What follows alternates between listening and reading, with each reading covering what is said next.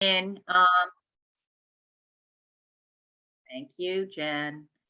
I'm Laura Ladd-Bierman, Executive Director of the League of Women Voters of New York State. We're so happy that all of you have joined us tonight.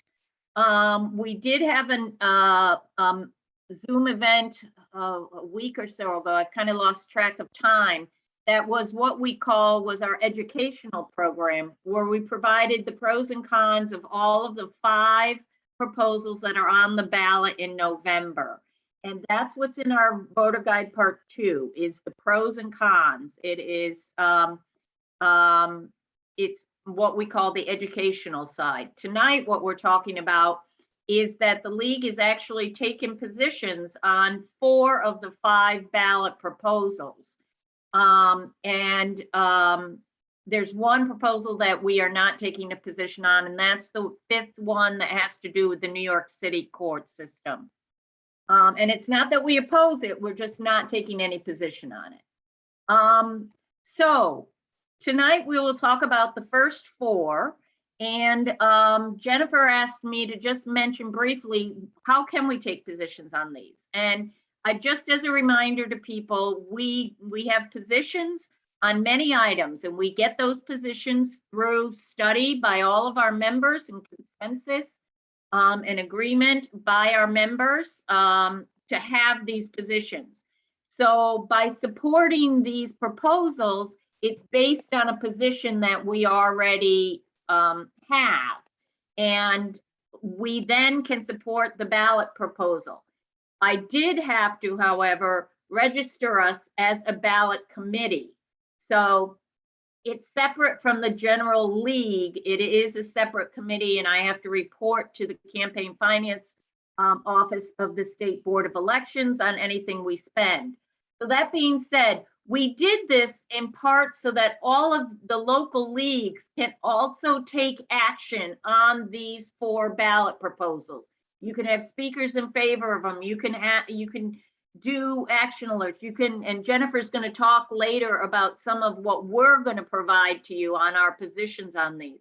However, because I have to report on all of our expenses, nobody can spend any money on any action you take on these ballot proposals, because otherwise you'd have to be telling me I have to include it. It just would get too complicated. So we will send out resources, we will send out information, but you are able to take a position, write letters to the editor, all kinds of things like that on these 4 ballot proposals because the state league has a ballot committee. So I just wanted to clarify that. And now I'm going to turn the meeting over to Jennifer, who's going to introduce, we have 3 speakers tonight to talk about the 4 ballot proposals. And so Jennifer, go ahead. Great, thanks. Hey, everybody. So I did put together a slide deck because I thought it would be nice for people who missed our educational forum to see the questions in full. And as a quick review of those questions, as Laura mentioned, there are 5. The first is with regard to amending the apportionment and redistricting process, and our Chair of Issues and Advocacy, Sally Robinson, is going to be talking about that.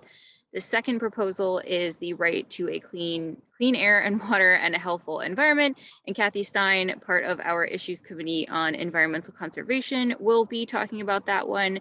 And proposals 3 and 4, most league members are really familiar with. Proposal 3 is about eliminating the 10-day advance voter registration requirement, and Proposal 4 authorizes no excuse absentee voting. And Kate Doran, our election specialist, will be talking about those.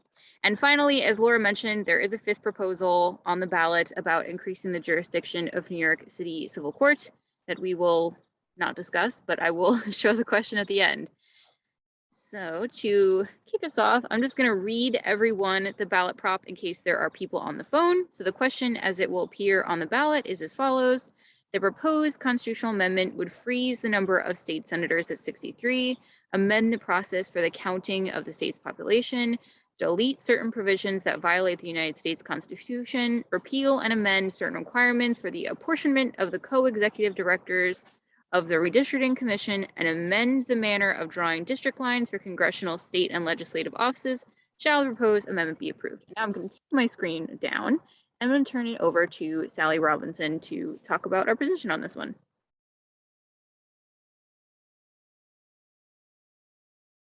Okay, hi.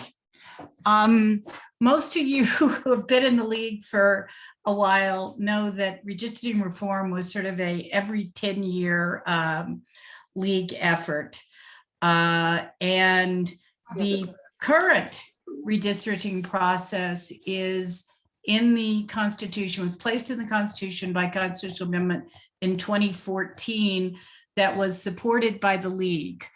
And it was the product of a compromise in the 2010 redistricting process when the Republicans controlled the state Senate, and Governor Cuomo was able to extract a sort of compromise reform to the redistricting process by threatening to veto the lines that were drawn by the Senate Republicans. So that it was on the ballot in 2012. It was passed by the legislature in 2012, again by 2014, and approved by the voters in 2014. And Proposal 1 makes some fairly significant, it does a couple other things, as you could tell from the wording of it, that are not the reason why the league is opposing it. Those other things are fixing the number of senators, probably a good thing. Affirming that total population will be the population used, which was put in there because at the time this amendment was passed, that was the time when Trump was talking about excluding non-citizens from the census. And also ending prison gerrymandering ending prison gerrymandering in the Constitution. It's already in the state statute. But the part of the proposal that caused the league to oppose it deal with the approval process for the maps that are drawn by the independent redistricting commission. The commission, the way of appointing commission remains the same, but there were provisions in the 2014 amendment that gave more power to minority parties in the both in the voting of the commission to approve the maps and in the approval by the legislature of the maps submitted by the commission. If there was split party control, there was a lower threshold for approving the maps than if there was single party control of both houses. And at the time that this amendment was first, the new amendment, Proposal 1, was first proposed in the legislature and was passed again in the second time in the legislature, it was before the Democrats had a supermajority in both houses. So taking out the supermajority requirement, which is currently in the Constitution, was a significant benefit to giving the Democrats more control of the redistricting process. So it's sort of taking out the guardrails for minority party participation in the process. That's one thing it does. The other thing it does is sort of an odd thing where it talks about circumstances under which the commission never holds a vote on any maps. And if the commission does not ever hold a vote on any maps in this redistricting round, January 1, then the legislature doesn't even have to vote on any maps. They just go and draw their own maps. So, and Jennifer might want to chime in here, if the first submission or release of maps by the Independent Redistricting Committee is any indication, that may be where we are headed, that there will never be a commission vote on any maps to submit to the legislature. So if this proposal passes, then at January 1, the legislature is off the hook with respect to any they can take all the information, they're supposed to take all the information and draft plans that the commission had, and then they can draw their own plans. If the proposal passes, if the proposal doesn't pass, then the situation is a little murkier. What's going to happen if the commission never votes to approve any, never has a vote to approve any plans? So that's sort of, I probably have confused you all terribly, but so that's what questions are for. Great, thanks, Sally. And we'll do questions after each speaker. It'll just be easier than having to come back. So if you have a question, you can either put it in the chat, or if you want to raise your hand or use the raise hand feature and we can call on you.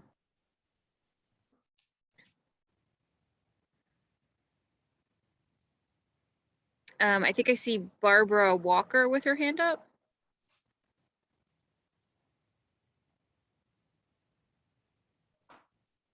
And Barbara, if you're talking, you're on mute. Okay. Now, can you hear me? Yes. Yes. Oh, will this be available in print? Will the league's position on these questions be available in print? Yes. Yeah, Okay. we're going to talk about that at the end. Yeah. Thank you. Sally, there's a couple of questions in the chat. chat. Okay. Do you want to read those? And Okay. I'm unclear about what happens if a proposal doesn't pass, Ray, voting on maps. Well, voting on maps, the commission is still, the first step in this process is always supposed to be the commission voting on maps. So the commission needs 6 members to vote on maps. So they need to have some cooperation from the Democrats. And at least one reported story that I read about the release of the 2 different sets of maps was that the Democrats had refused to have a meeting to vote on maps. So if they don't vote on maps and the proposal doesn't pass, then currently the Constitution doesn't say anything about what the legislature did. It assumed that it didn't assume the current Constitution does not assume that any particular map will get the 7 votes necessary for approval. So, but it does assume that there'll be a vote. If there isn't a 7-vote approval of any map, then the map that got the most number of members of the commission voting for it would go to the legislature. But there's no sort of there's no fail-safe under, so I would assume probably that what will happen if the proposal doesn't pass, then the commission might rethink this, what appears to be a plan on the part of the Democratic members to refuse to vote. Okay.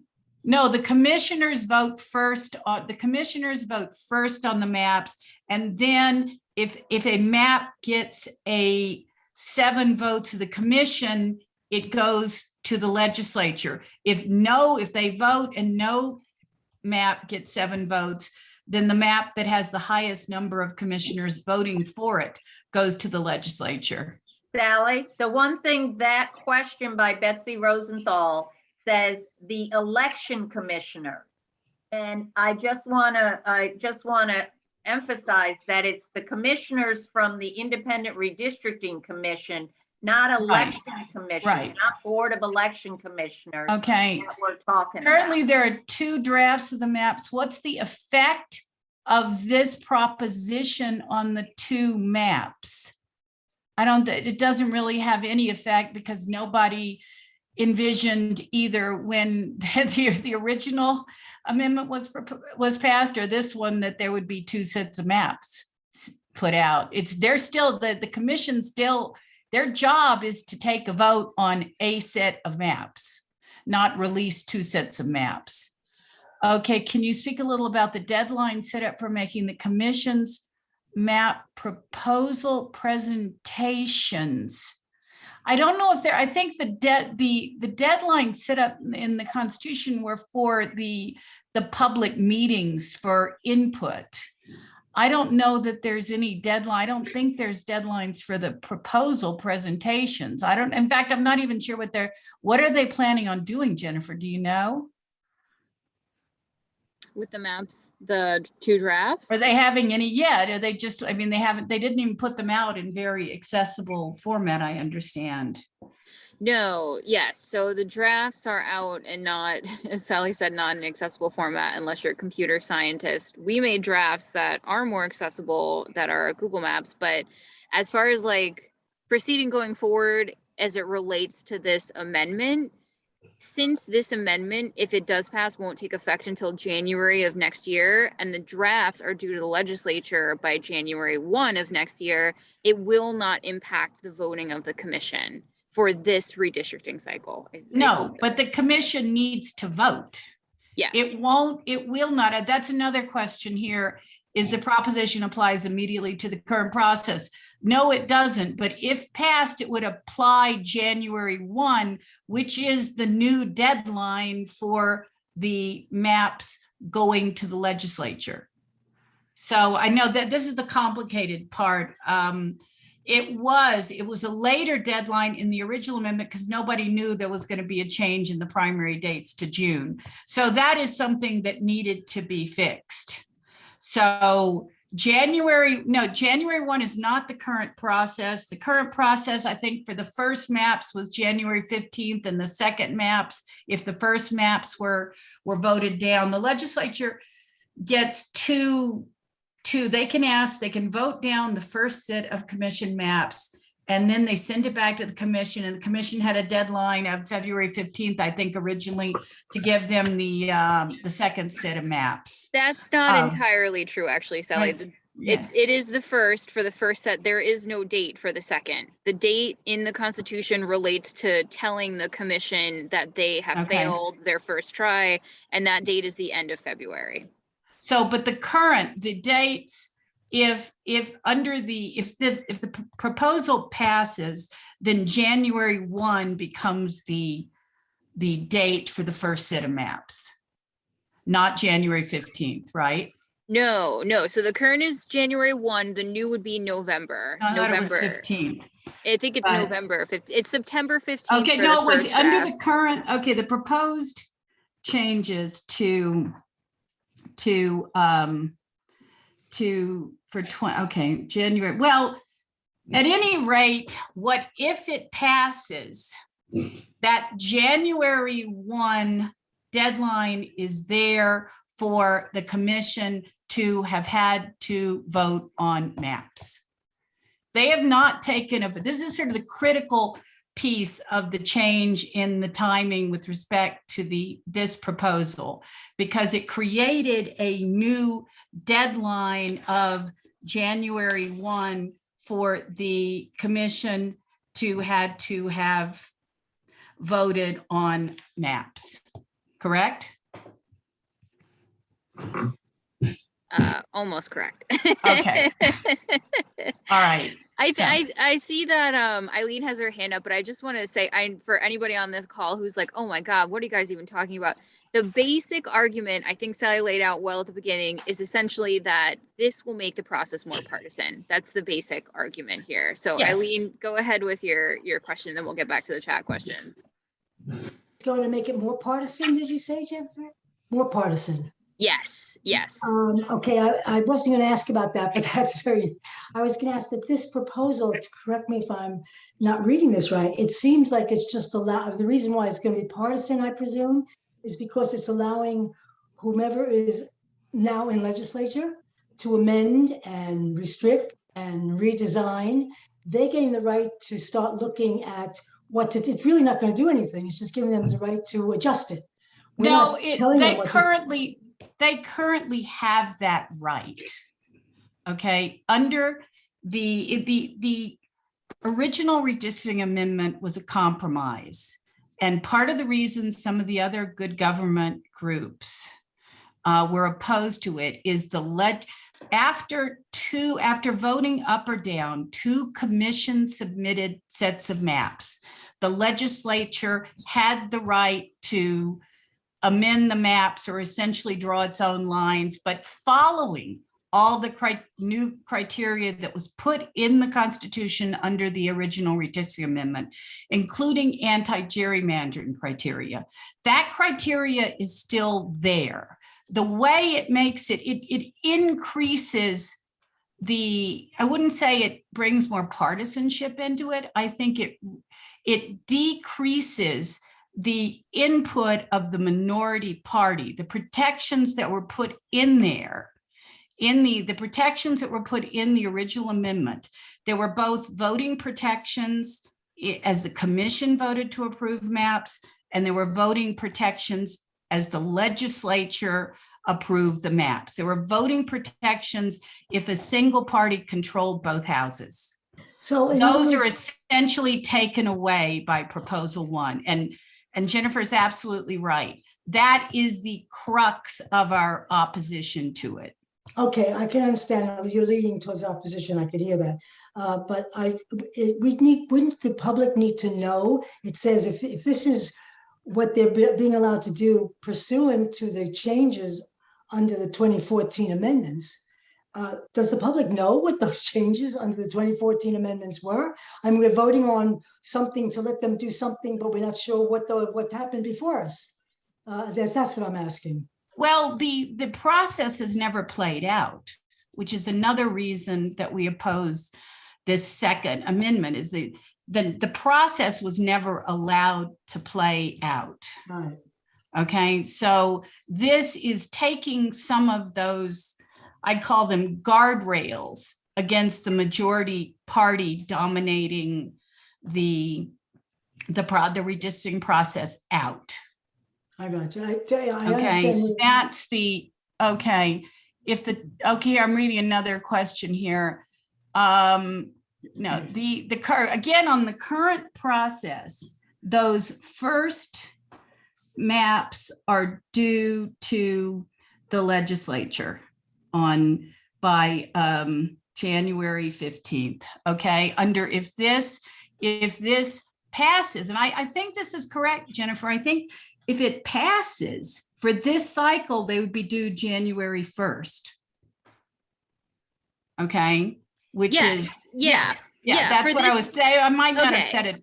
That's Yeah. what I was trying to say, is Okay. that if it doesn't pass, the first sets or maps are due January 15th. If it does pass, they're due January 1st. And if the commission has not voted on any maps by January 1st, the whole process just goes over to the legislature. I think that's one little piece of it. Okay. There's nothing in the current amendment about what happens if the commission doesn't vote. But in proposal one, it says if the commission has not held a vote, then they just have to hand over everything they have to the legislature.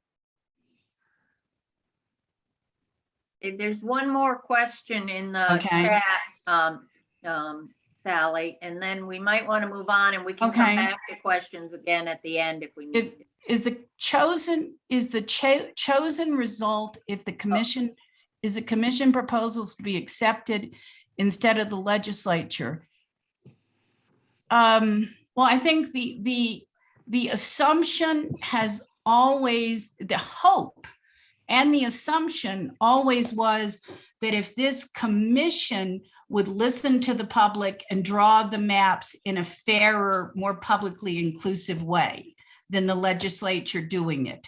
We always knew that the legislature had the right, after 2 up and down votes, legislature had the right to amend the maps, but they still had to follow the criteria in the Constitution. Is that the answer? Did I understand the question correctly?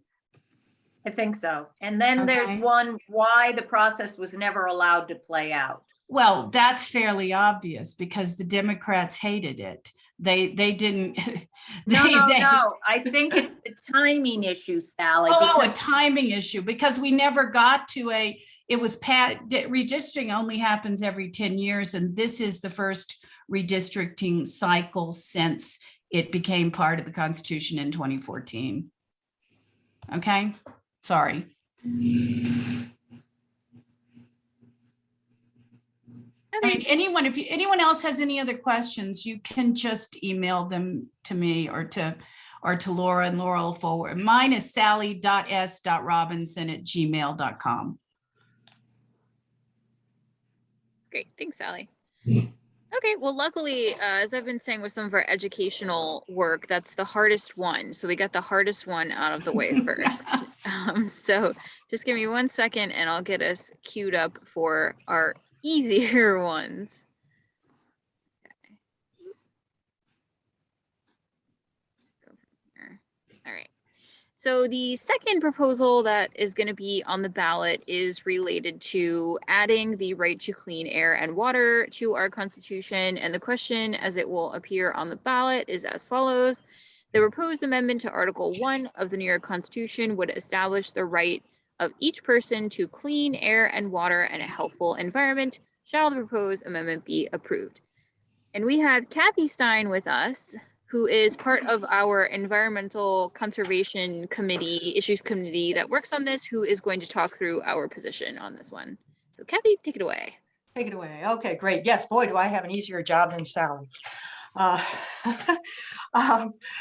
Yes, this is an easy amendment to like. It turns out that there are 43 other states do make some reference to the environment in their state constitutions, but only Pennsylvania and Montana have language similar and as strong as the language that is proposed here. And first and foremost, it's a statement of values.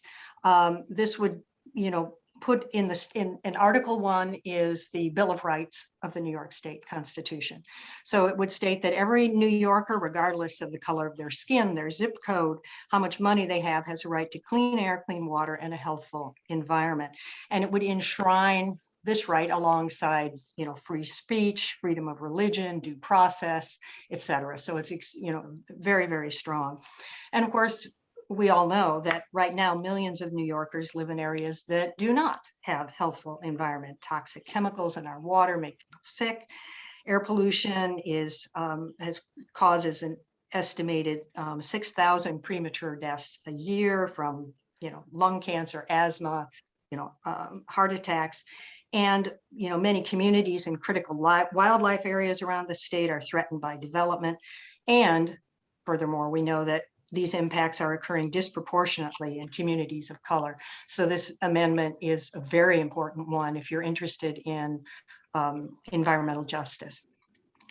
Now, it's true that New York State does already have many environmental regulations, but as the coalition that we are part of, that is headed by the Environmental Advocates New York, as they point out on their website, and there are, frequently asked questions and things there, and that's where I'm getting some of my information here.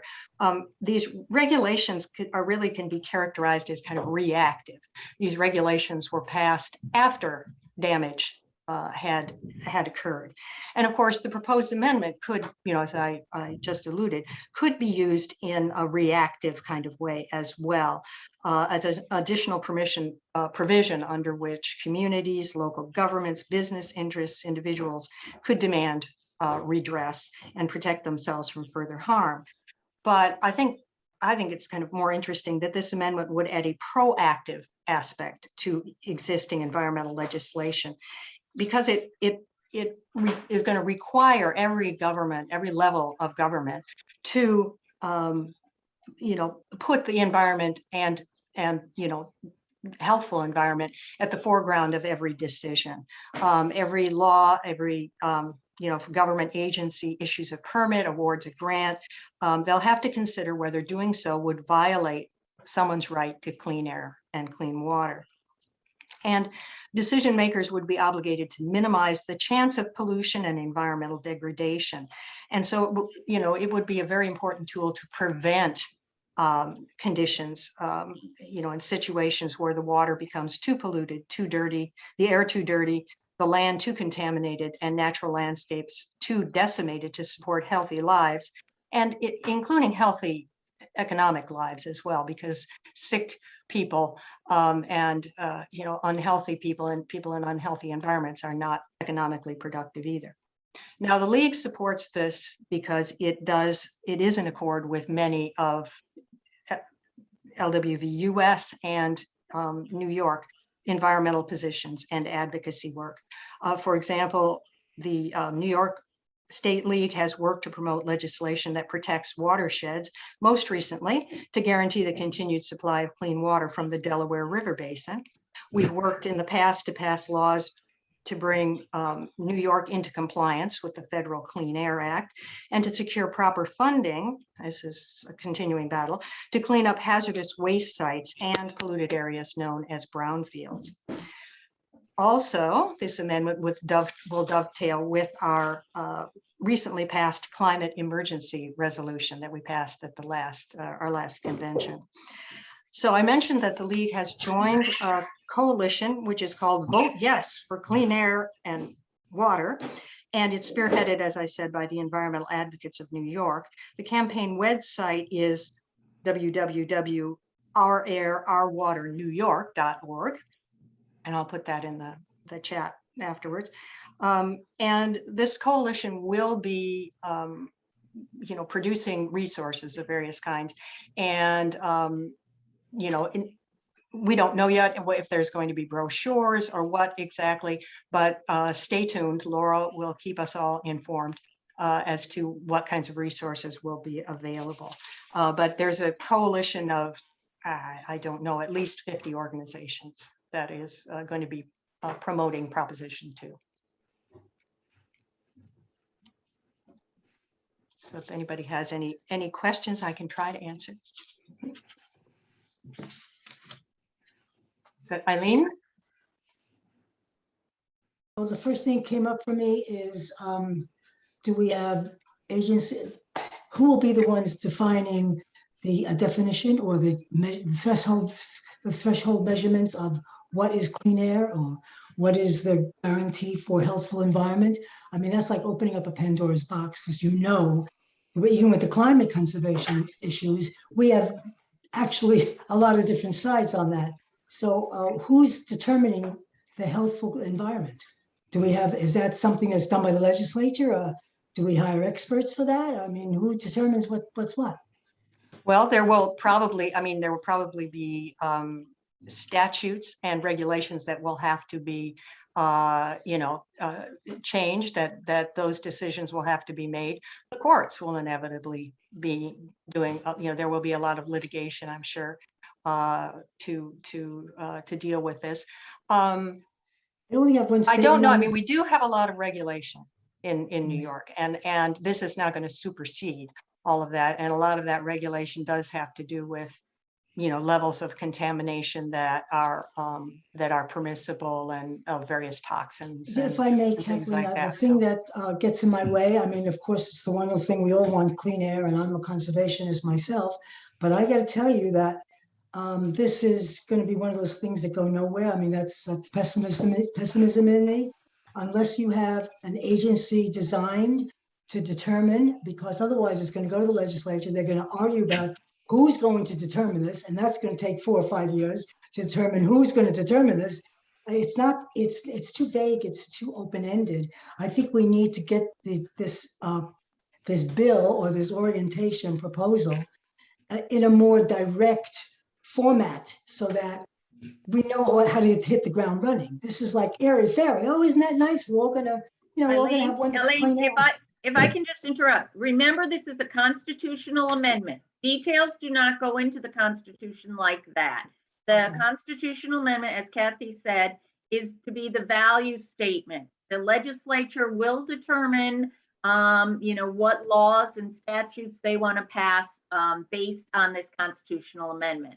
So plus, we can't change the language now. It's either up or down, and it does meet our position, so we are supporting it.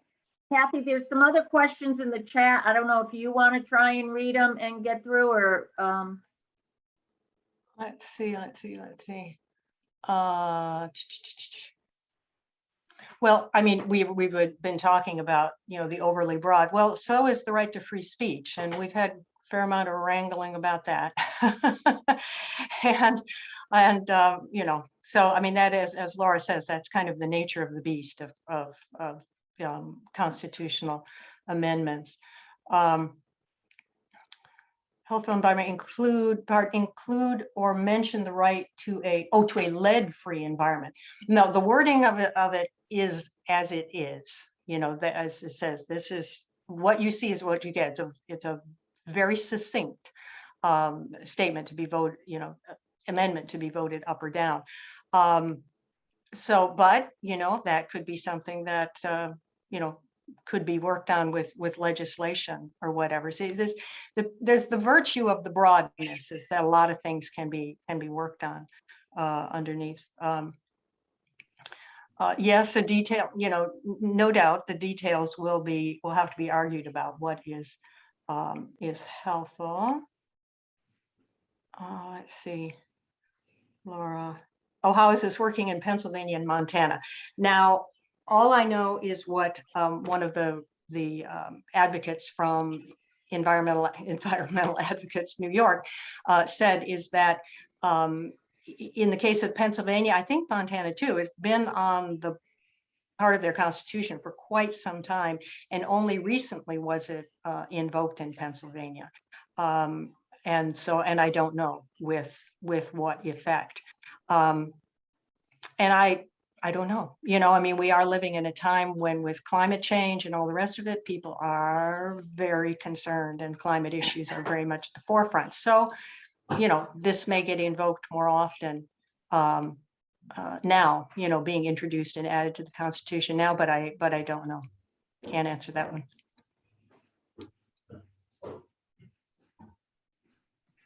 Great, thanks, Kathy. Okay, Welcome. awesome. So let's keep on moving with our amendments, and I'm gonna, actually, I'll do them one at a time for you, Kate. So the next proposal on the ballot, proposal 3, is in relation to eliminating the 10-day advance voter registration requirement. The question, as it will appear on the ballot, is as follows. The proposed amendment would delete the certain requirement in Article 2, Section 5, that a citizen be registered to vote at least 10 days before an election, and would allow the legislature to enact laws permitting a citizen to register to vote less than 10 days before the election. Shall the proposed amendment be approved? And we are going to have our elections issue specialist, Kate Doran, talk about this one. And I did see a request in the chat to leave the question up. So I'm going to go ahead and leave the question up. But Kate, please take it away. Hi, good evening, everyone. Okay, so this is something very near and dear to the heart of us at the League of Women Voters. We're all schooled in registering voters, and we all have paid attention in the past, I can imagine, to the 25-day deadline that is in the statute. And just last week, I did a presentation to the New York City League of Women Voters, of which I am a member, because there was a great deal of confusion about that. And I'm absolutely prepared to answer any of your questions, but let me see if I can sort of dispel the confusion right off the bat. We have been talking in the lead up to this about same-day voter registration, but that's not what the voters are going to see on their ballots. What they're going to see is the elimination of the advance voter registration requirement. That is the 10-day voter registration requirement that's in the Constitution, because we have to get rid of that to clear the way for the legislature to write what we call enabling legislation to give us a modern voter registration system. So it is confusing. I mean, you're going to out there in the field, maybe with talking to the voter, and you want to explain this. We are enthusiastically in favor of this, but I think it might be easier just to say, not to focus on the 10 days, particularly with people who know about the 25 days. So just so focus on the fact that we have to get rid of this language in the Constitution. We have to get rid of advance voter registration deadlines in the Constitution in order for our state legislature to give us what we really want, which is same-day voter registration. Now, so let's hope and work hard to get this passed in November, encourage all of our members to get out there and educate voters about it.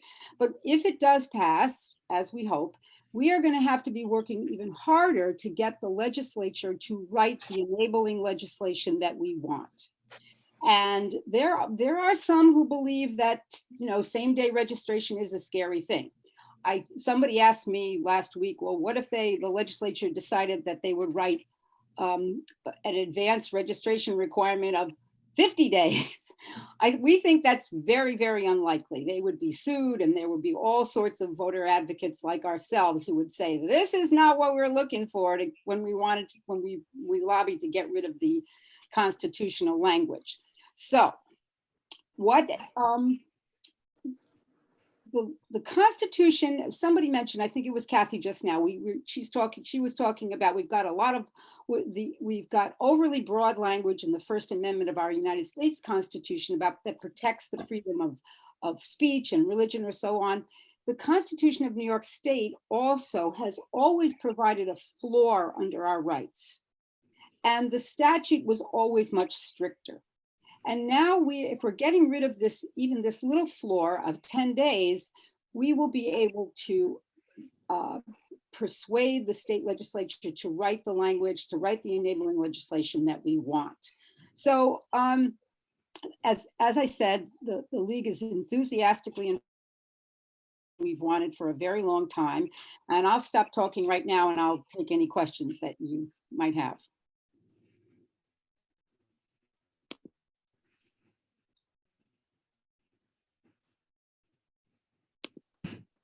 Did I do such a good job of explaining that there are no questions?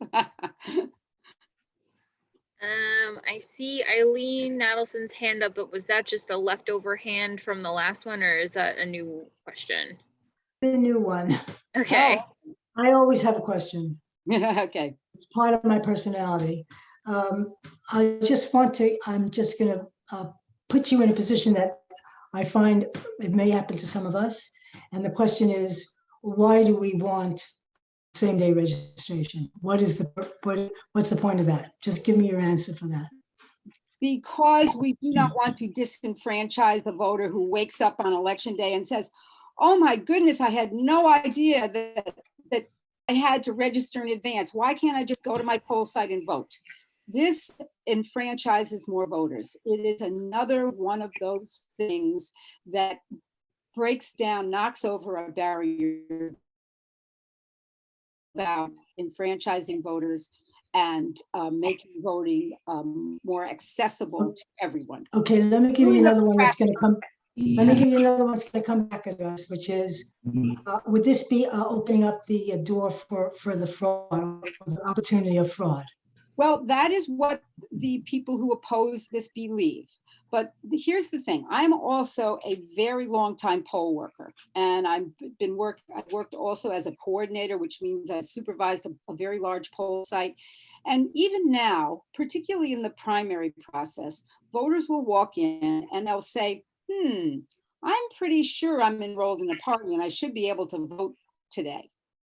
Okay. So, and I will say to them, let's be careful. Let's make sure we want you to vote. And we look for their name and we look for their name and we can't find their name. And then we conclude, many of us put our heads together and we conclude this voter, this citizen potential voter is not actually enrolled in a party that's having a primary that day.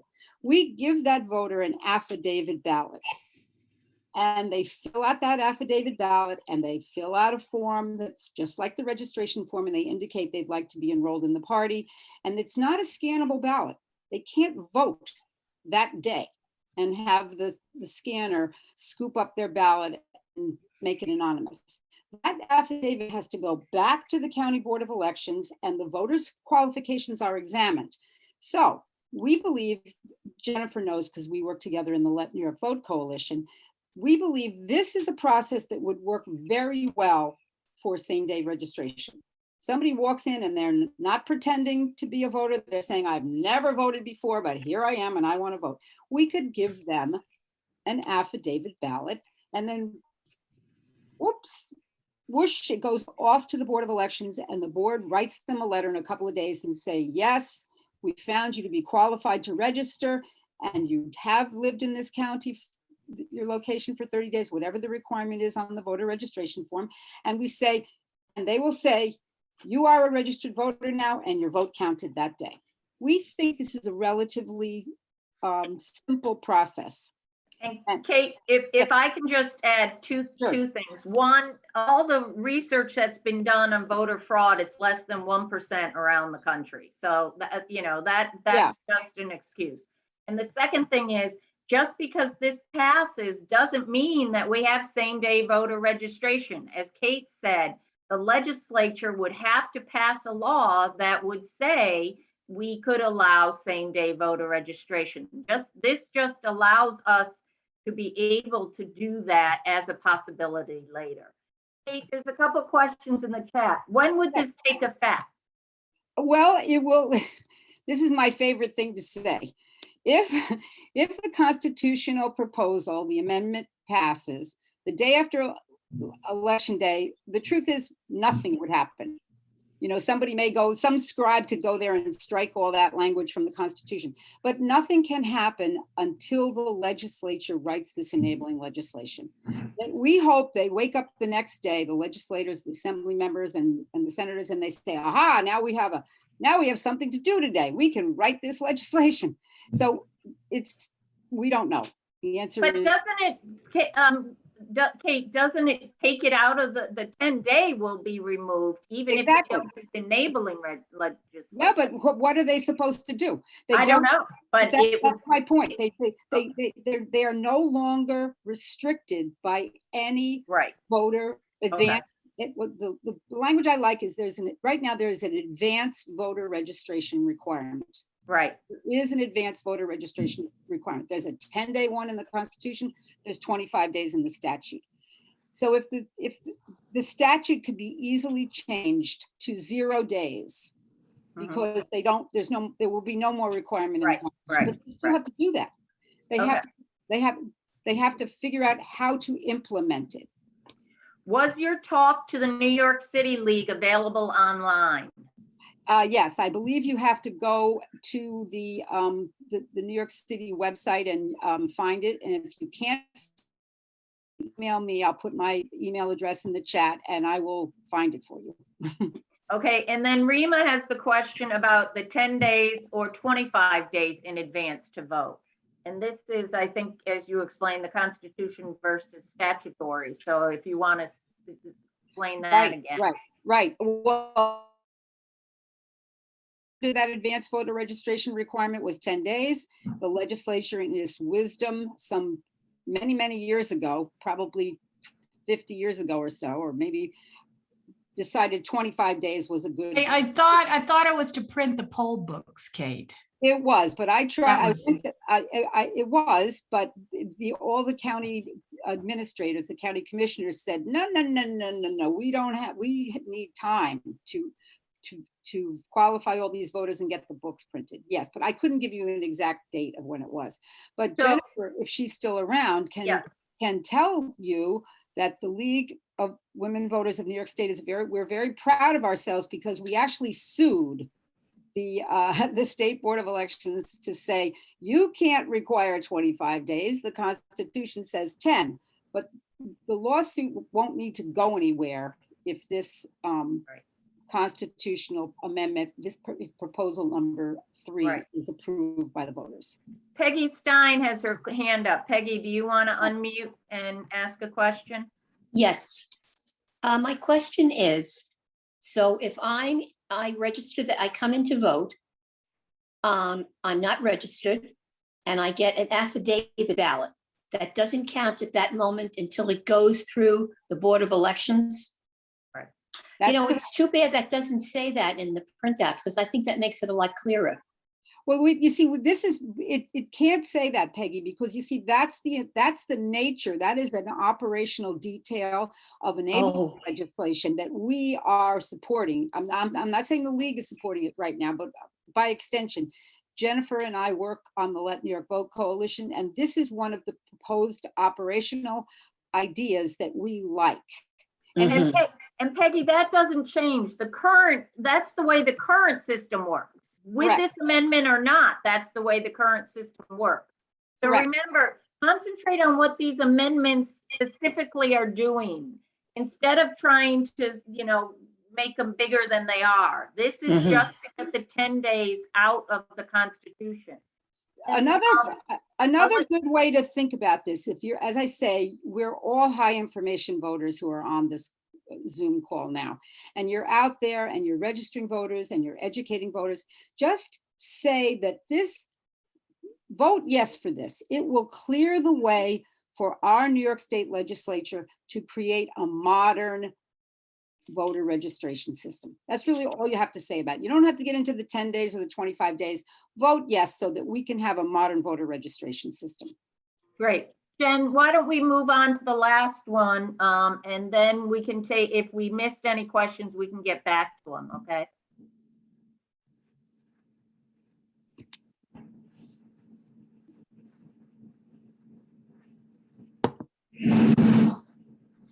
Okay, so the next amendment, proposal 4, is regarding authorizing no excuse absentee ballot voting.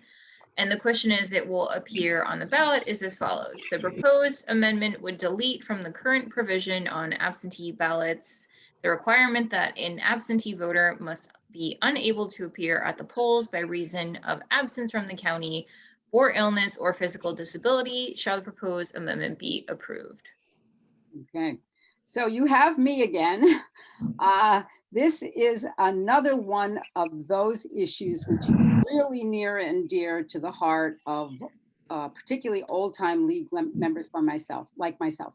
If any of you know Tony Coffey, or if you knew my dear friend Laura Altshuler, they told me that we have been working on this for 50 years. That is 50 years. Now, I don't know if that's hyperbole, but some of you may remember that the legislature did amend the requirements. 25 years ago, I believe, you had to tell people the name of your doctor if you were going to be away from the polls on that day. You had the name of the hospital you might be staying in. It was really, it was intrusive into privacy.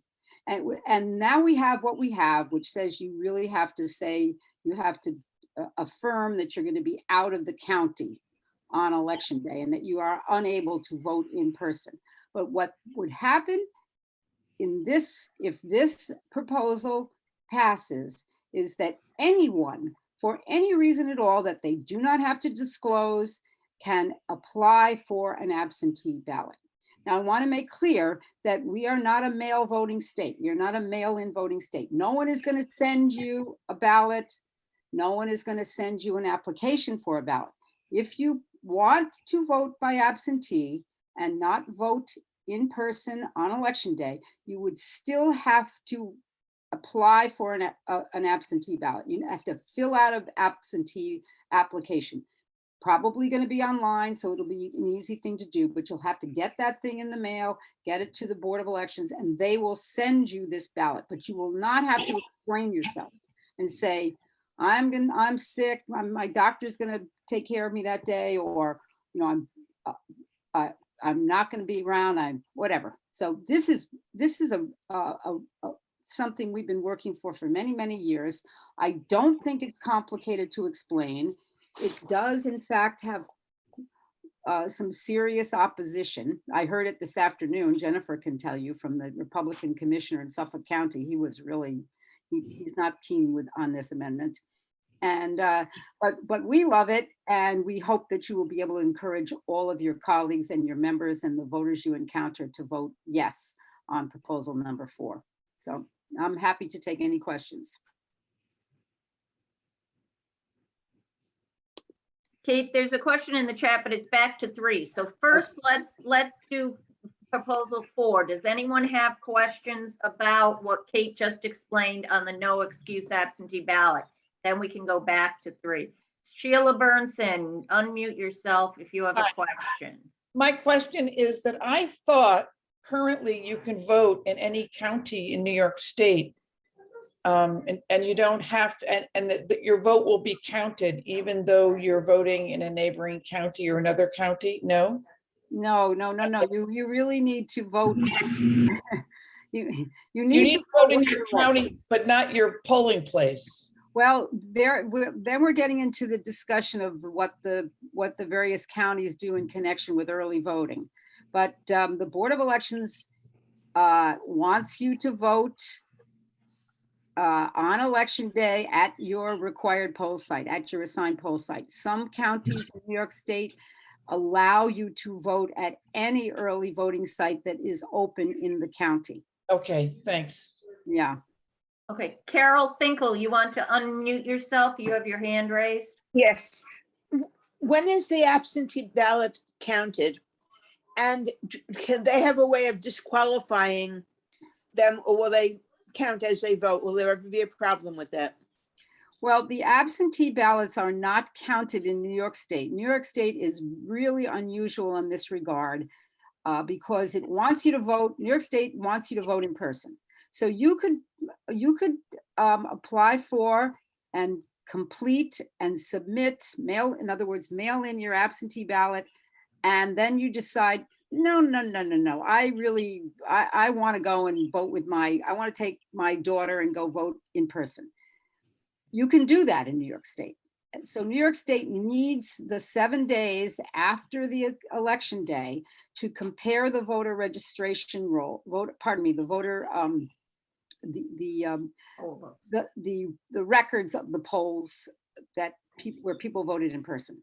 So they have to make sure that you didn't submit an absentee ballot and then vote in person. And if you did, your absentee ballot will be voided. So that's why they don't start counting absentee ballots until 7 days after any election, because of that quirk in the New York State election law. Any other questions on this one? Okay, then thank you, Kate. I think we can take questions on any of them now. Peggy McKenna, Kathy, Peggy's asking, can you put in the chat the coalition's website, please, just to confirm what she's saying? Yes, I just did. I realized I Thank you. I got distracted by. Okay. So I just put it in there.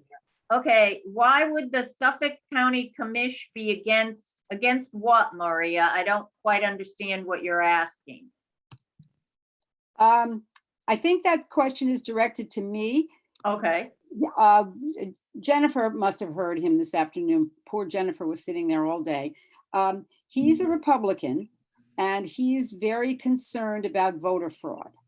And he's afraid that if we have willy-nilly open, no excuse absentee voting, that employers, for example, or union presidents will say, okay, bring in your ballots, you make sure you've all applied for your absentee ballot. Now you've all got them, bring them all in and we'll show you how to fill them out. So that's the kind of thing that he described that he has a concern about. And there was a Democrat in the New York State Assembly who worked for the Election Law Committee, and he had a similar concern, only his example was of a large church in Brooklyn where the pastor might say, okay, next Sunday, everybody bring in your ballots and we'll fill them out together. So that is I suppose that is a legitimate concern. And over the years that I've been paying attention to election administration, people have said that in-person voter fraud is extremely rare, very, very rare. I'm sure we all know that. But if you're going to have voter fraud, it's going to happen in the absentee process. So those are the people, that's the argument against this. Okay. Elizabeth Sossamer, would you like to unmute yourself? Yes, thank you very much. I wrote a question in the chat and Jennifer answered it to some degree. And what I said was basically and I was talking about proposal 3, if it passes, it means that the general populace are more than not in favor of getting rid of the 10-day wait period And that gives permission to the legislatures to change it, but it doesn't force them to change it, which means that they could just say, oh, well, who cares? So what would be the next step if nothing gets done, despite the fact that we exercised our democratic right, but they just shrugged their shoulders and said, oh, well. Well, I can tell you, and Jennifer can concur, the Let New York Vote Coalition has some absolutely stellar members, including the Brennan Center and Common Cause and others, and they are writing in their back rooms. They are writing enabling legislation that they hope that the legislature will accept. But I can tell you that Zellner Myrie, the chair of the Senate Elections Committee, is completely on board. They are ready to write enabling legislation. And we will be very active on this through the league. We will be, providing a lot of push through Jennifer and through our local leagues to try and make sure, if this passes, that we do get statutory change as well. So watch, if it does pass, watch for more information. Judy, you have your hand up? Go ahead, Judy, unmute. All right.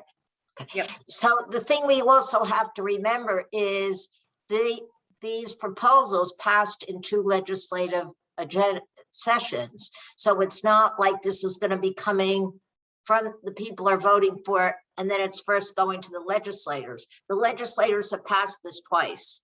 Right. They know all about this, and there is no daylight between any of us in the good government world on either of these proposals, number 3 or number 4. Jen, why don't you go into the general information you were going to talk about? I think we've answered most of the questions. That doesn't mean, we can still take more questions later, but why don't you show some of the other information now? Sure. Okay. So I did mention in the chat too that there is one more proposal that I would just mention. I have to apologize, everybody, if I seem very distracted tonight. My cat ran away right before we started, and so I'm trying to keep an eye on the back door and see if he comes back. But anyway, we're going to focus on this for now. So the 5th proposal is regarding increasing the jurisdiction of the New York City Civil Court, and it's basically going to raise the amount of money that claims that can be heard before the civil courts. The question is, the proposed amendment would increase the New York City Civil Court's jurisdiction by allowing it to hear and decide claims for up to $50,000 instead of the current jurisdictional limit of $25,000. Shall the proposed amendment be approved? And I saw a question in the chat if this was just for New York City voters or it was for all voters. It is for all voters because it is amending the state constitution, but this only applies to the New York City Civil Court, which is part of the reason we're not taking a position, because even though it's in the state constitution, it only applies to New York City. If you want more information on that, watch back our panel discussion we had where we actually brought in a retired city civil court judge to kind of give like the background of what exactly this amendment will do. And we'll have a link to that is actually on our social media currently. But I want to make sure everyone can get back to their night. So I'm going to just sort of cover some of the materials that we are going to be putting out for this campaign. So of course, now that we are sort of armed with our position on each of these proposals, we want to make sure that we get this out to the public and that the people know our position on all of these proposals.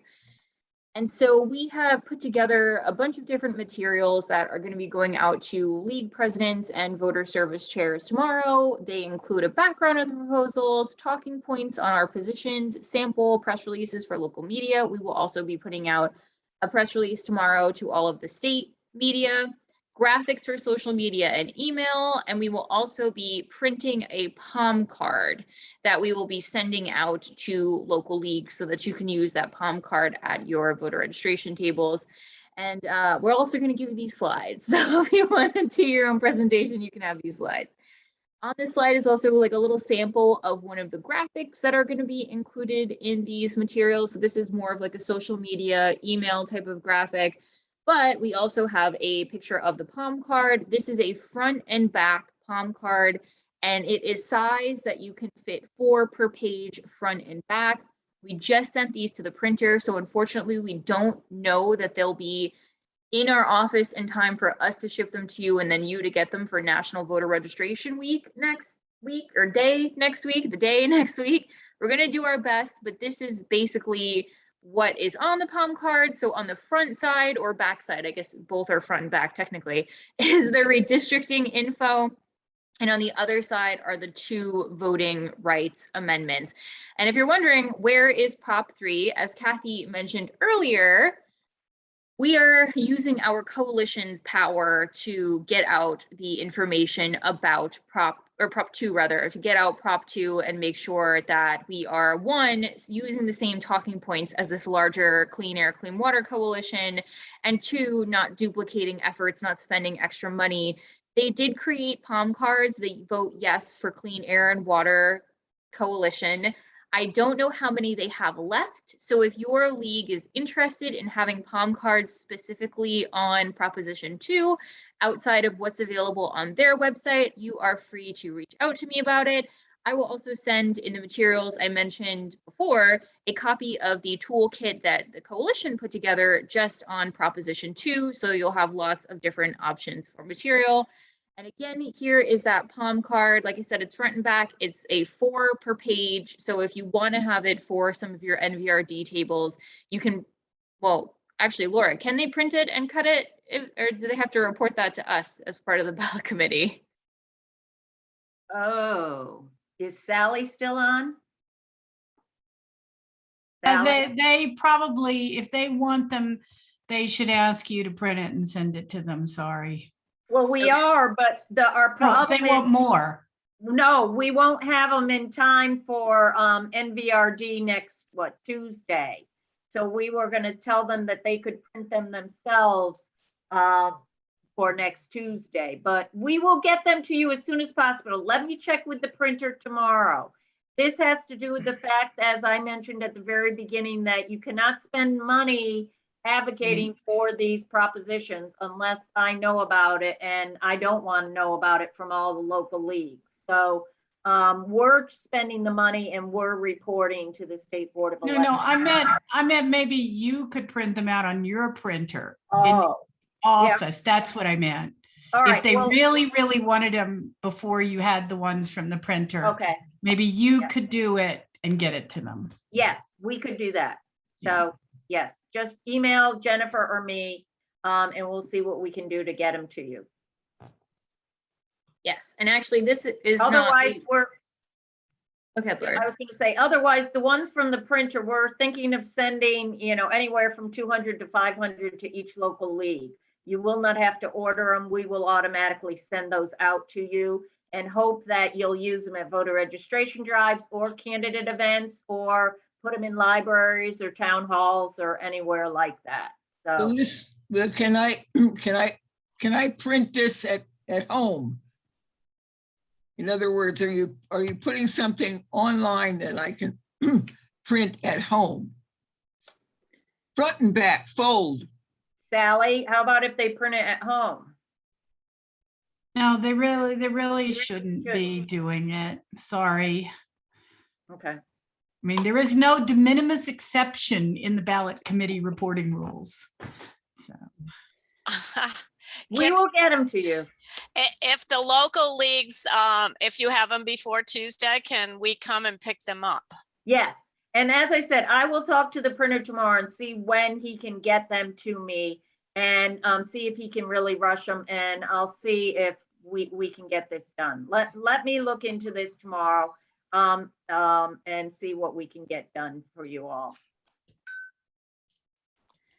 Great. And we can, so Amanda asked in the chat if the talking points are going to come tomorrow. And Laura, thank you for saying you hope I find my kitty. I do too. Yes. So all of that we'll send tomorrow, and we'll also send an update on the printer situation. And like I said, those will go to local league presidents and voter service chairs. So they'll get all of that information, and then they're free to disperse that out to everyone and make it available. And all of these materials we'll start sharing out on our social media too. So you'll see it on the league's pages, and you can of course share it on your personal pages if you want. And the Clean Air and Water Coalition already is like very active on social media, so feel free to follow them and stay involved. And I think Jennifer, one more question. The talking points that you're gonna give out tomorrow, will those include sample letters to the editor and other information that they can use? Because letters to the editor do not cost money. So if local leagues can write letters, now you have to have permission of your board or your local league president to speak for your local league. But we would love for leagues to be out there advocating for these, well, against one and for 3 of them. So Jen, will that be in tomorrow's package too? we didn't have time to put together sample letters to the editor just because we've been so swamped with redistricting, but it is something that, one, if you are looking to do it, I'm happy to help people draft those. And 2, as we kind of move forward with the campaign, we'll have more press materials and things like that. Great, thanks, Jen. Great. So I think that's it, and we're over an hour at this point. So thanks everybody for being on. Laura, I don't know if you want to say any like closing words or anything. No, thank you all for listening. I know it's very confusing, and it's confusing also that we do the educational ones with pros and cons, and now we're saying, okay, here are our positions. But just so you understand why, I think most of you can understand why we do it that way, and we're hoping now that we can work to get the propositions, the 2, 3, and 4 passed, and number 1 defeated. So thanks for your time tonight. Thanks to you. Thanks to everyone for coming. Thank you very much for coming.